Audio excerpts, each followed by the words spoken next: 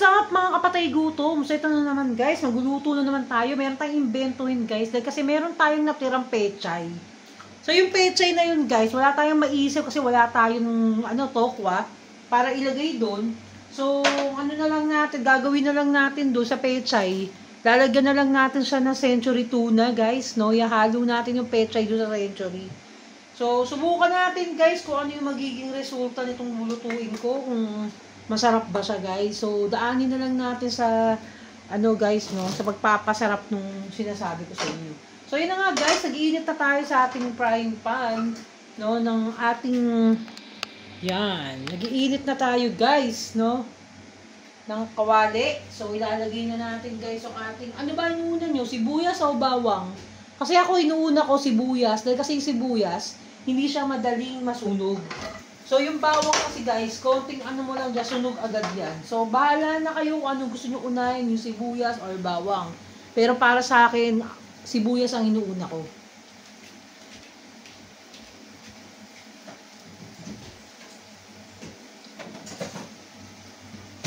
So, yan na nga. Gigisa na tayo guys. So, habang hindi pa naman masyadong luto, nilalagay ko na agad guys yung bawang guys. So, huwag na natin masyadong lutuin dahil kasi nawawala yung pinaka-nutrients guys nung ating bawang at sibuyas. Dahil hanggat maaari na guys, hindi na nga siya piniprito. So, isunod na natin to yung ating tuna guys. Ilagay na natin ora mismo. Wala nang kaartihan pa. Ilagay nyo na lahat. No?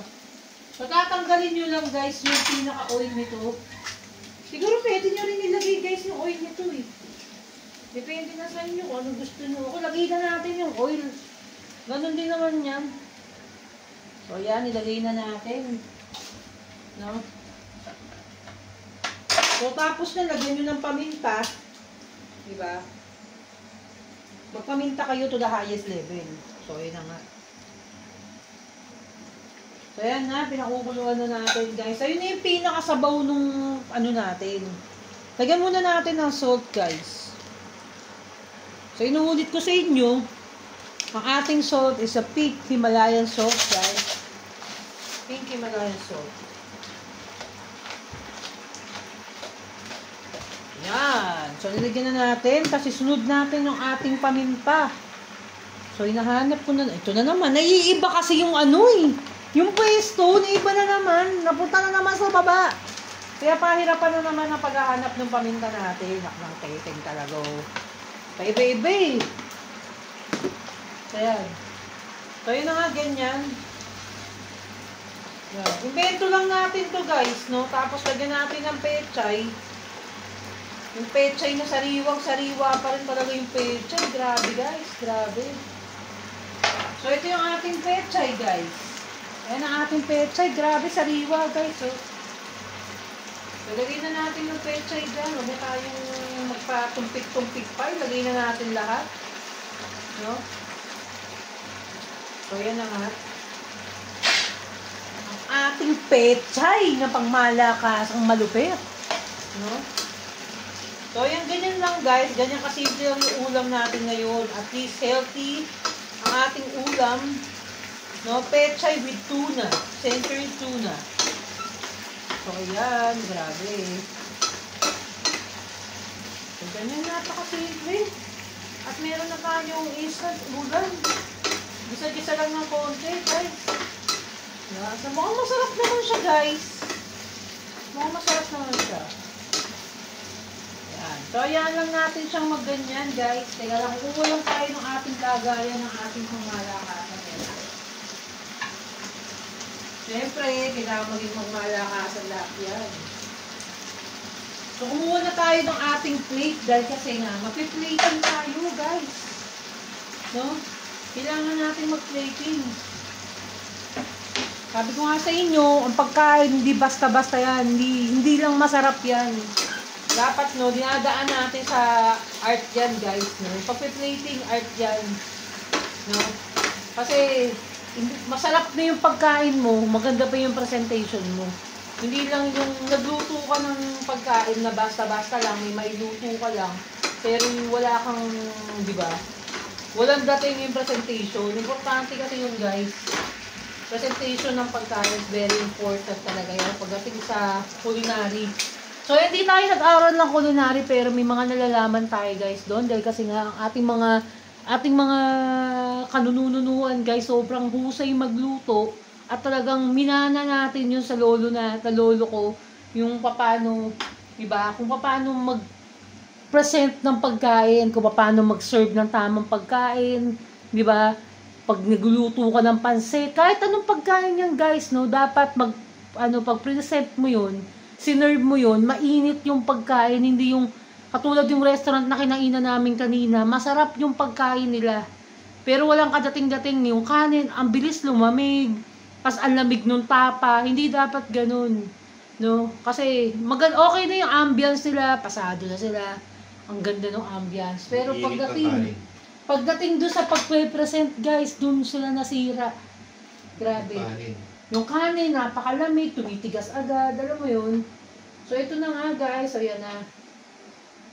So, pakita ko sa inyo guys. So, ayan, ito yung niluto natin. So, di ba napakabilis lang tong niluto natin guys na pechay with tuna, century tuna guys. Yan. So, kitang-kita nyo guys. Simple lang ang ating ulam for today.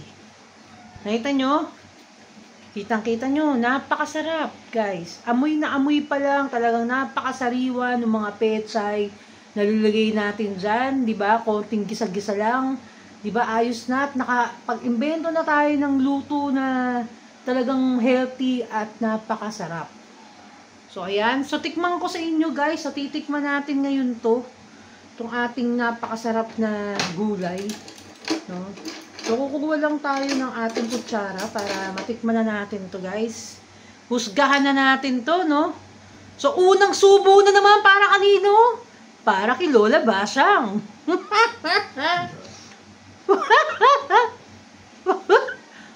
Ito na nga guys, titikman na natin. Mainit guys, nahihirapan ako. Ang init, baka tumilapot to ulam na to. So, bilisan na natin. Lola Basyang, para sa ito. Hala ka! Ay, my God! Hala, ang sarap! Grabe, walang biro, guys. Ang sarap! Hala! So, ito may bago na naman tayong menu, guys. Uulitin ko itong pagluto nitong napakasimple lang. So, yung pechay, hindi lang tayo mag-pechay dahil doon sa tokwa. So, meron na tayong pang, kung wala tayong tokwa, pwedeng tuna. Hala, ang sarap. Walang biro, guys, no? Kaya kong lapangin lahat sa inyo to, ubusin to.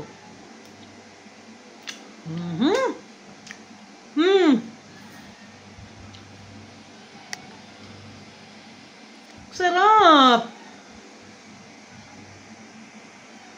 So, ayun na nga guys, meron na naman tayong successful na ingredients na menu. Grabe. Walang biro, sobrang sarap. So, ayun na nga guys, yun na natapos ng aking vlog. Sana nagustuhan nyo ang aking video. Sa mga hindi pa nagsasubscribe kay Amor Vlog, so mag-subscribe na kayo at mag-like na kayo sa aking video na to. Kung nagustuhan nyo, mag-comment down below guys. No? Huwag kakalimutan mag-comment para mabalikan ko ang inyong mga channel at magsuportahan tayo guys. Maraming salamat sa mga bagong subscriber ko. So dumadami na tayo guys, so nakakatuwa naman. So dito nagkarap sa aking vlog. Babu!